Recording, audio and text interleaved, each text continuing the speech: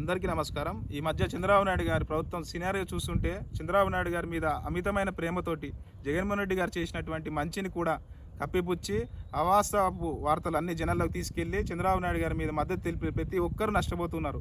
దాని మీద వాళ్ళు ఒక రకంగా చెప్పాలంటే మేము మొత్తం మునిగిపోతూనే ఉన్నాం. మా పరిస్థితి ఏంటి? మాకు ఇప్పుడు మద్దతు తెలిపాల్సింది ఒక్క జగన్మోహన్ రెడ్డి గారే కదా.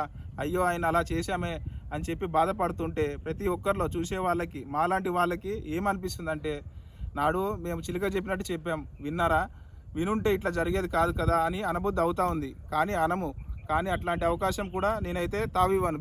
ఎందుకంటే ప్రజాస్వామ్యబద్ధంగా అన్యాయం జరిగిన వాళ్ళ వెనకాల ఈ పార్టీలు ఇవన్నీ ఉండాలి.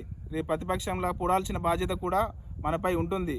కానీ అవాస్తవాలు ప్రచారం చేయడం అయితే మంచిది కాదు. ఉదాహరణకి సుగాలి ప్రీతి గారి అంశం, ఆ పాప చనిపోయింది తెలుగుదేశం పార్టీ ప్రభుత్వంలోనే. నాడు వాళ్ళు ఏం న్యాయం చేయలేదు. జగన్మోహన్ రెడ్డి గారు అధికారంలోకి వచ్చాక సిబిఐకి ఎంక్వైరీ ఇచ్చాడు. తర్వాత 8 లక్షల రూపాయలు డబ్బులు ఇచ్చాడు, ఇల్లు స్థలం ఇచ్చాడు, ఒక 5 సెంట్లు 5 ఎకరాల పొలం ఇచ్చాడు. సుగాలి ప్రీతి వల్ల వాళ్ళ తండ్రికి ఒక జాబ్ ఇచ్చాడు గవర్నమెంట్ తరపున. ఇన్ని చేస్తే అవి ఎక్కడ కనపడలేదు. ఆ సుగాలి ప్రీతి గారి తల్లి మాకు న్యాయం కావాలంటే సిబిఐకి ఇచ్చింది జగన్మోహన్ రెడ్డి గారి గవర్నమెంట్.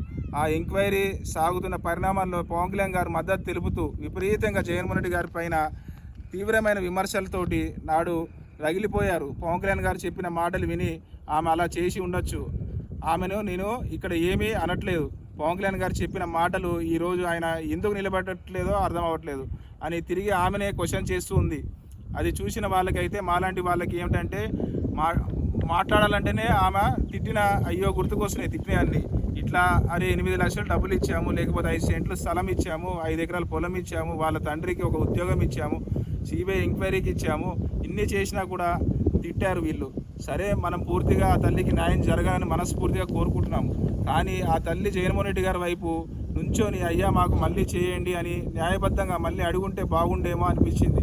నాకైతే బాధ అనిపిస్తుంది. ఈరోజు పవన్ కళ్యాణ్ గారు మాట్లాడట్లేదు అనిపించినప్పుడల్లా, ఆయన అనిపించినప్పుడల్లా ఎందుకు మాట్లాడట్లేదు అని పూర్తిగా నమ్మించి పూర్తి స్థాయిలో ఆమె వాళ్ళ కూతుర్ని మీరు పూర్తిగా రాజకీయంగా వాడుకున్నారు. ఇక్కడ అసంతృప్తి అయితే నాకైతే చాలా బాధ అనిపిస్తుంది ప్రతి సందర్భంలో. Thank you. ఇట్లా మీ పి కోటేశ్వరరావు, కందుకూరు నియోజకవర్గం.